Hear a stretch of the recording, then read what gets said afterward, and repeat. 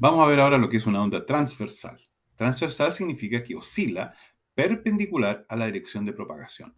Nuevamente, el ejemplo clásico es una onda de un temblor.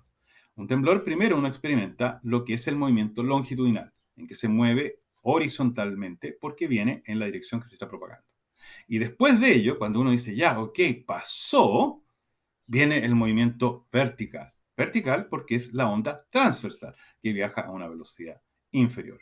Y de hecho uno puede hasta estimar de la diferencia de tiempo de las dos, suponiendo un promedio de velocidad según la corteza terrestre, que puede variar también obviamente, más o menos a qué distancia está. De hecho, la medición precisa se hace con con esos dos tiempos. La diferencia de los dos tiempos me indica qué tan lejos está el epicentro. Si los dos llegan muy próximos, es que el epicentro se encuentra muy cercano. Y si se encuentra más lejano, entonces va a ser mayor el tiempo. Recordemos en consecuencia, yo puedo generar una onda transversal, por ejemplo, agitando una cuerda de esta forma. Y nuevamente voy a tener el largo de onda de la forma que ya habíamos visto. La onda transversal, uno la puede ver otra vez a nivel de los átomos que habíamos visto en delante, tiene este tipo de comportamiento. Ustedes se fijan, hay un movimiento vertical y hay un movimiento horizontal también, levemente horizontal, pero lo importante es que estos distintos puntos, aquí por ejemplo, si yo me fijo en un solo punto, ese punto está subiendo y bajando justamente por la forma transversal. Y en este caso aquí tengo toda la superficie que da este tipo de olas. Esto de hecho es la forma como se estaría propagando en la corteza terrestre una onda sísmica y que yo estaría observando el movimiento vertical que yo estoy sintiendo cuando esa onda pasa. Ahora, en este caso, la ley de Hooke es distinta, no es la ley de Hooke tradicional, porque si ustedes se fijan, de hecho, uno lo alcanza a percibir acá, hay un tipo de apertura entre esos puntos. Esos puntos, cuando están arriba en la curva, por acá arriba, se extienden, se abren. Y cuando están acá abajo, se están comprimiendo. O sea, ustedes están observando un tema de abrir esa distancia y abajo comprimirla, lo cual significa que yo tengo un movimiento distinto a lo que yo tenía antes para una onda longitudinal. Por eso que la frecuencia acá, la tensión que yo tengo acá es distinta. Aquí lo que importa no es tanto la deformación en este sentido, que era la longitudinal, sino el ángulo que estoy tomando. Porque cuando yo lo pongo en esta forma, que yo tengo un ángulo grande, las de arriba están a una gran distancia, están tratando de cerrarla, y las de abajo las tengo muy comprimidas, están tratando de volverlo de vuelta. En consecuencia, la relación que yo tengo acá es el ángulo que están aquí viendo, que es el gamma. ¿No? ¿Dónde está el mouse? Se me fue, ahí está. Aquí tenemos el gamma. Y ahora lo que yo tengo es una nueva tipo de tensión, que es una tensión de cizalla que se llama, porque yo estoy generando un tipo de movimiento en la otra dirección que es distinto a sencillamente la tensión en esta forma. Y la cizalla, que es en este caso la letra tau, va a ser proporcional con una constante que es el módulo de cizalla por el ángulo. Esta es la ley de Hooke para justamente una onda transversal y que solamente ocurre en un cuerpo que soporta este tipo de movimiento. Un líquido, por ejemplo, no soporta una onda transversal, un sólido sí. O sea, en el agua ustedes no van a tener una onda transversal, no viaja a través del agua o del aire una onda transversal. Ahora, eso significa que yo tengo una relación, también uno puede demostrar, no lo vamos a hacer en este caso, que el módulo de cizalla que tenemos acá se asocia al módulo de elasticidad que teníamos antes, pero lo tengo que hacer con el coeficiente Poisson. Recordemos, el coeficiente Poisson era que me indicaba si yo estiro algo, cómo se enangosta, o si yo lo comprimo, cómo se ensancha. Pero justamente al hacer este tipo de formaciones en más de una dirección, el hecho que yo estoy comprimiendo va a llevar a que el sistema se va a tratar de extender hacia abajo, lo cual me va a afectar el comportamiento. Por eso que aquí está sumado este coeficiente de Poisson para llevar a la relación. O sea que el comportamiento normal de los resortitos, el módulo de elasticidad, se asocia a este geométricamente totalmente distinto a través de justamente las deformaciones en la otra dirección. Y por eso que tenemos acá el coeficiente de Poisson, un número que está entre típicamente alrededor del 0,2.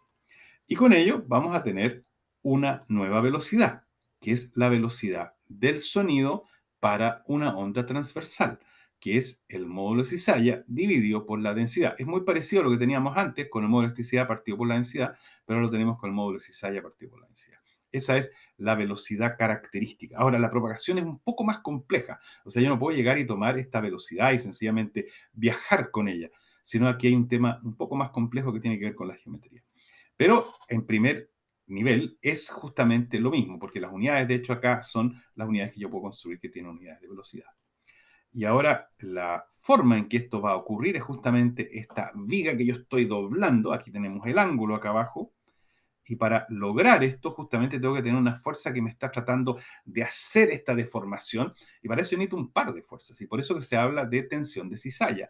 Yo necesito un par. Yo necesito una fuerza que trate de subirlo y la otra de bajarlo. Recordemos que para poder rotar algo, yo realmente tengo que poder hacer este movimiento para evitar justo. O sea, tengo que hacer la acción y reacción para poder rotar el sistema completo. Y eso significa que tengo que tener esta dupla correspondiente. Pues aquí está la cizalla, aquí está el ángulo y cómo esta vara va a reaccionar está a través del módulo de cizalla.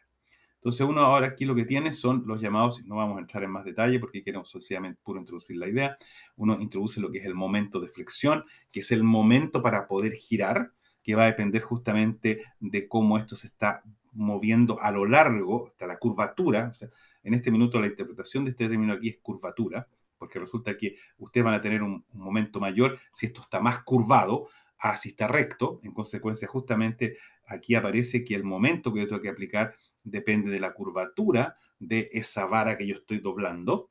Y si más encima después yo lo llevo ahora a la ecuación propiamente tal, me va a quedar ahora que la parte aquí dinámica, la parte de la inercia básicamente, se asocia a cómo va a modificarse ese momento. O sea, estoy construyendo una nueva ecuación muy similar a la anterior, pero en vez de tener aquí la posición o la deformación, estoy teniendo directamente el momento para poder lograr esta curvatura. En consecuencia, al final, la ecuación que resulta, que no la vamos a estudiar en mayor detalle, pero sí quiero haber mostrado un poco que es muy distinta y que es un poco más compleja, para después explicar de dónde vienen las frecuencias más complejas. Es la misma ecuación de onda que teníamos antes, pero acá tenemos, o sea, muy parecida, acá tenemos la segunda derivada en el tiempo, acá tenemos un factor que antes estaba al otro lado como velocidad, pero acá tenemos la cuarta derivada. O sea, es algo que depende justamente en forma importante de cómo se está deformando. O sea, tengo que tener cómo varía la curvatura. Y eso es lo que me va a dar al final el comportamiento. El módulo de elasticidad aparece acá. Este momento de inercia no es un momento de inercia, es la misma letra, es un momento de área que se llama, porque aquí repercute de cómo las áreas están contribuyendo y acá también está la sección y la densidad. O sea, lo importante rescatar en este caso es que para una onda tipo flexión, yo lo que voy a tener es una onda totalmente distinta porque tiene un orden de a la cuarta en lo que es la derivada de la posición. Y con ello ahora podemos armar lo que son las ecuaciones para poder entender cómo oscilan los cuerpos y cuáles son justamente las ondas estacionarias que se dan y qué es lo que significa una onda estacionaria.